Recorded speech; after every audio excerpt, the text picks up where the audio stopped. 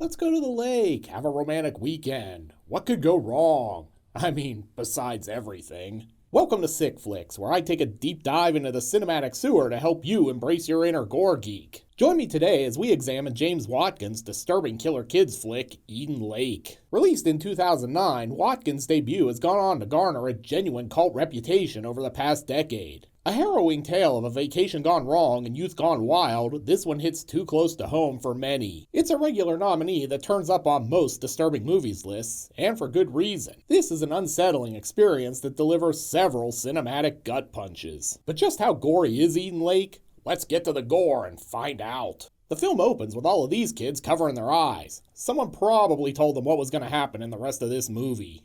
Turns out they're students of Jenny's. It's Friday, and it's get the hell out of here o'clock. Outside, Michael Fassbender is checking out this sweet engagement ring. 2 months' salary, my ass. Then they drive off so we can get some exposition. So Kat's boyfriend is taking her to Paris for the weekend, and my boyfriend's taking me to a disused quarry. It's a flooded quarry. Trust me, it's lovely. Yeah, that sounds romantic. I mean, what girl wouldn't choose a flooded quarry over Paris? After that, they take a little drive through the credits. And before I started doing these videos, I never noticed just how many movies open with people driving through the credits. Now I can't not notice it. They eventually arrive under cover of darkness, and we learn that Fassbender is the kind of asshole who tries to turn into a slanted parking space from the wrong side. Thankfully, this good Samaritan saves the day. They're enjoying some beer when Fassbender, aka Steve, starts to make this observation. That child needs a good... Hey, are you psychic? They retire upstairs and are serenaded by the sweet sounds of the Eurythmics breaking up in the parking lot. The next morning, they do a little more driving, and then find the movie's title on this billboard. What a coincidence. They drive further in, and it's getting pretty woodsy. Even the GPS isn't so sure about this. At your first opportunity, turn around. But eventually, they arrive. What do you think? Well, it's prettier than that giant hole in the ground in Wolf Creek, I guess. I mean, the bar's pretty low. While they're on their way down to the water, they run into this Poindexter. Jenny's all like, hey kid, it's Saturday. Shouldn't you be at home building yourself a life in Minecraft or something? They ditch the dork and finally find the water. Oh, hey, this is nice, I guess. Let me hug you so you can't see my disappointment. After that, they're lying out on the beach, and Fassbender here basically shows us an early version of his nymphomaniac character in Shame. What? It's a quarry. I thought you were supposed to get your rocks off here. This little afternoon delight is interrupted when these wankers show up. They immediately start bullying Bug Boy, who was really just creeping around here hoping to learn a little something about human anatomy and reproduction. Jenny wants Steve to intervene, but he gives her the old Brett Kavanaugh defense. Just boys being boys. She drifts off to sleep, but is awakened by Cujo. Turns out that while she was napping, the wankers have multiplied. After the dog accosts Jenny again, Steve finally grows a pair and decides to confront the kids. If you guess they respect his adult authority and apologize for their bad behavior, well, no screenwriter's credit for you. Turn your sounds down, please. I mean, Arya Stark shuts him down like he's the Night King. Dickhead. He heads back with his tail between his legs, and Jenny's like, hey, nice work there. You really showed them. And really, she's the teacher. Shouldn't she have just gone over and restored order by threatening them with a ruler? After some more obnoxiousness, they finally leave. Lead wanker even waves goodbye. I'm gonna need a tiny little barf bag to cover that thing up. With the beach all to themselves, they set up camp and wait for Jason to show up. Wait, wrong movie. Or is it? Is there a Crystal Lake in England? Back in the tent, they're ready for a little romance, but Jenny's jumpy. What's that? Man, this sure did turn into a slasher movie out of nowhere, right? Could be a fox. Or a masked killer armed with a machete. I'll go take a look. No, don't go. Come on, Steve. Haven't you ever seen a slasher movie? This is how they all start. You're just begging to get murdered. Jenny's waiting inside, but then she hears this. That sounds pretty ominous, but she doesn't make the classic final girl mistake of leaving the tent to investigate. Instead, she just sits there and this jump scare comes right to her. That's Steve. What a dick. Somehow, these two managed to survive a night in the wilds, but they clearly didn't pass outdoor food storage 101. They're gonna head back to town for more provisions, but Steve here backs right over this glass bottle. Mountains, rivers, deserts. The only thing that can stop a Jeep apparently is a broken bottle. They manage to get back to town and find the hooligans who did this. And in typical manly fashion, Steve gives chase. But he's outsmarted yet again by kids on bikes. If you're keeping score at home, that's Hooligans 2, Steve 0. After an awkward breakfast, he spots the kids' bikes on the way back to the quarry. And because he can't possibly let it go, he stops to see the parents. Dude doesn't even knock, he just walks right in. Clearly this isn't set in America because someone would have shot him in the first 3 steps. Man, he's just taking the whole tour. Why not grab something from the fridge and watch some TV while you're here, man? While he's inside practicing his cat burglar skills, the home's owner is pulling in the driveway. Great, now he's trapped inside the house. Well, maybe just wait for Dad to get drunk and pass out. Should be about 10 minutes. Shit. Steve here clearly flunked out of Ninja Academy and Dad's on his way up. There's only one way to go, out the window. Somehow this idiotic plan actually works. Back at the quarry, they have the place to themselves, so you know what that means. Make-out session in the water. She's pretty wet. No, not like that, you pervs. I meant from the water. Don't look now, though. Jason's still lurking in the bushes. Later, we see Steve's brought his scuba gear.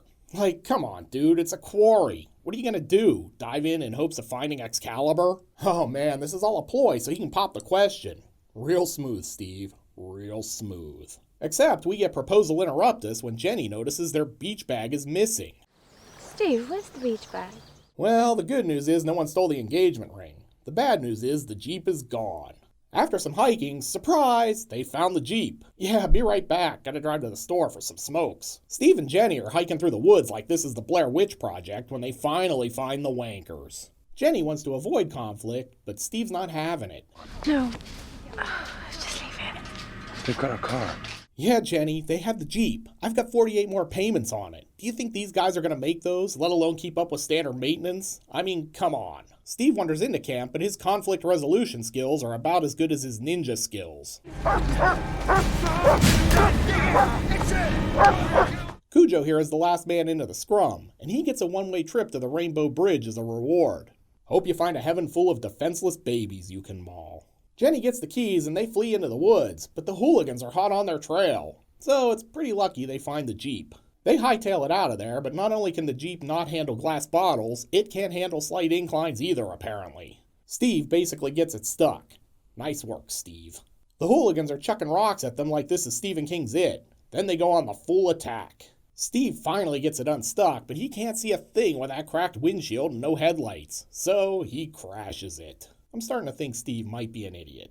So, if you're keeping score at home, Steve is pretty much lost to a group of future dropouts at every turn in this movie. Anyway, they must be in the same woods where Evil Dead happened, because these trees are pinning him to the driver's seat. Hope they're not copping a feel, too. With Steve stuck, Jennifer's gotta find help on her own. And if you guess that's gonna end in disaster, give yourself a screenwriter's credit. After camping in the underbrush, Jenny returns to the Jeep the next morning. But surprise, Steve's gone. Fortunately, he left a blood trail for her to follow. She eventually finds him, but he's all tied up. Listen, Brett. People know that we're here. Man, I sure hope this doesn't turn into a British version of Deliverance. Meanwhile, Steve's still terrible at negotiation. If you let me go, I swear on my life, I won't tell anyone. And Brett's got his own plan anyway. He wants Jenny in exchange for his dead dog. It's like Ramsay Bolton wanting Sansa Stark. There's gonna be another accident when I find that bitch of yours. Seems totally reasonable, right? After that, Brett's little Lord of the Flies gang has its first mutiny. Nah, this is rash shit, man. I've never touched him. He quickly quells that uprising, though, forcing the mutineer to take the knife. You wanna front, you wanna act like the fucking big man.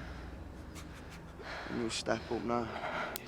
Meanwhile, Arya Stark is filming. Guessing this one will be called 5 Guys, 1 Girl, and a Knife when it hits best gore. Mickey Mutineer tries to just give Steve a paper cut, but Brett's not having it. He makes him go again, but it's still just a pretty minor flesh wound.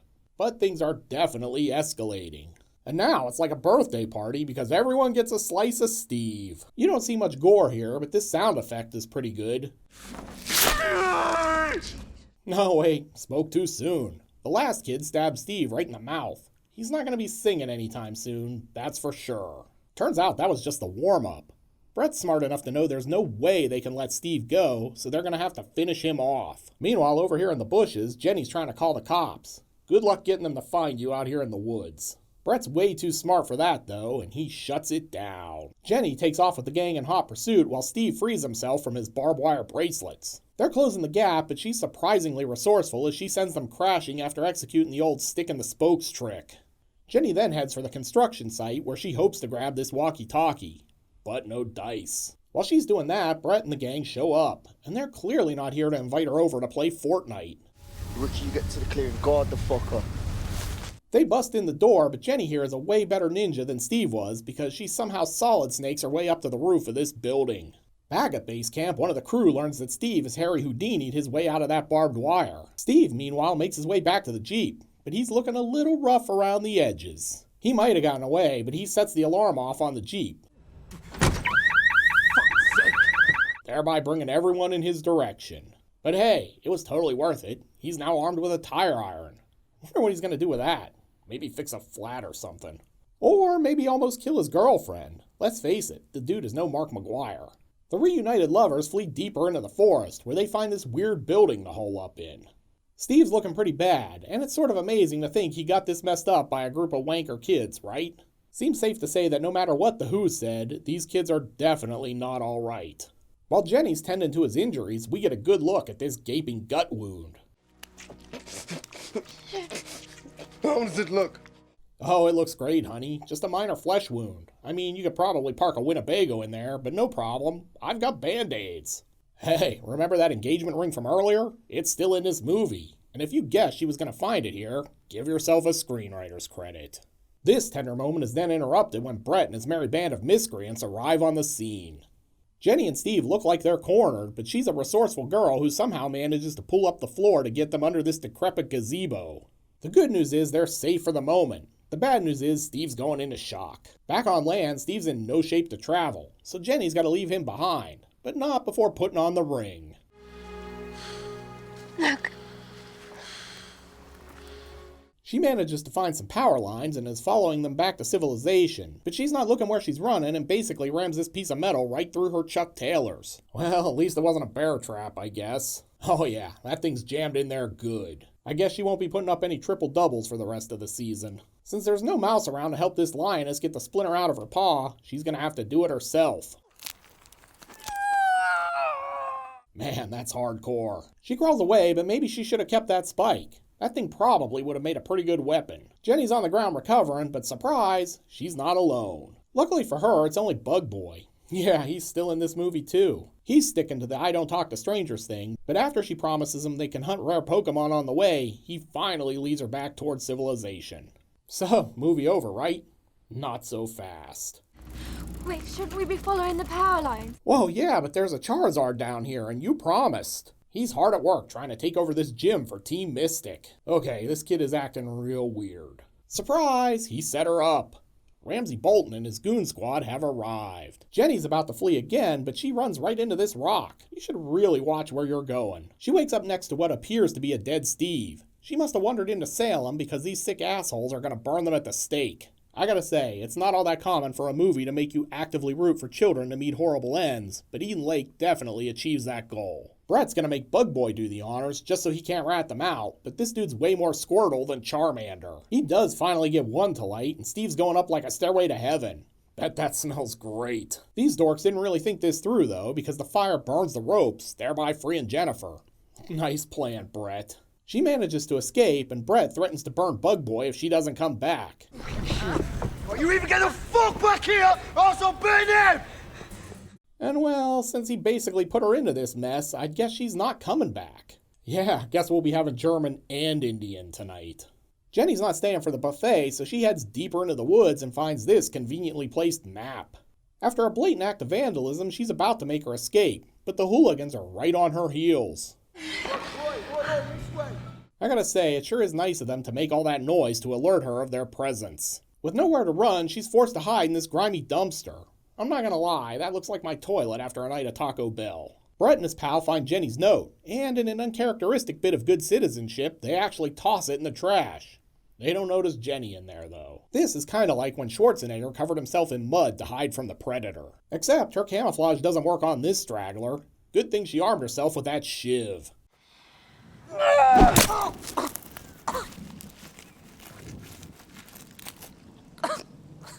Man, that's a rough way to go. After night falls, they find the dead kid, and now everyone's having second thoughts. Everyone except Brett, who's just a full-on psycho. It looks like the mutiny's back on, so Brett's all like, hey, beatdowns will continue until morale improves around here.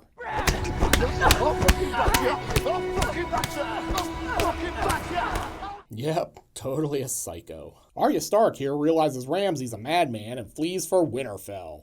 Jenny, meanwhile, is heading back to civilization too. She looks like she's saved when she rolls right in front of this car. But it can't be this easy, right?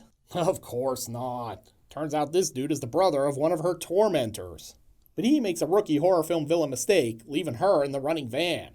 She goes all Grand Theft Auto and drives back to civilization, but not before picking up an Arya Stark hood ornament along the way.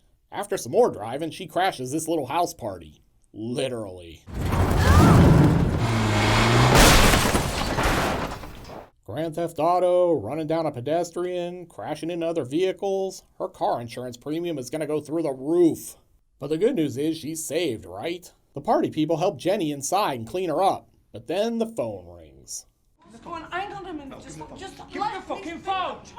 And maybe she's not so safe after all. She heads for the bathroom, but something's definitely off here. Turns out Jenny's wandered right into the home of the parents of the kids who were tormenting her. It's sorta like a Virgin Spring, Last House on the Left kinda ending.